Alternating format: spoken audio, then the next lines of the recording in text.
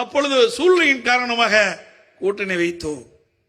அதே நேரத்தில் கொள்கை என்று வருகின்ற பொழுது அனைத்து இந்திய அண்ணா திராவிட முன்னேற்ற கழகம் கொள்கைக்குத்தான் முன்னுரிமை கொடுக்கும். நாங்கள் தெளிவாக அனைத்து இந்திய அண்ணா திராவிட முன்னேற்ற கழக செயற்குழு கூட்டத்திலே தலைமை கழகத்தில் நடைபெற்ற பொழுது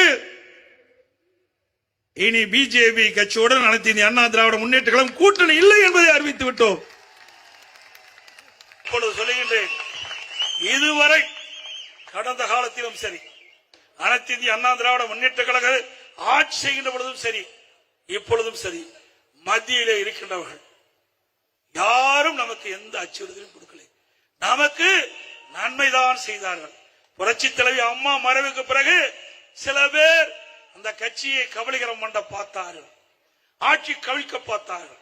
அதை காப்பாற்றி கொடுத்தவர்களும் யார் என்று உங்களுக்கு தெரியும். மத்தியிலே இருக்கின்றவர்கள் நமக்கு காப்பாற்றி கொடுத்தார்.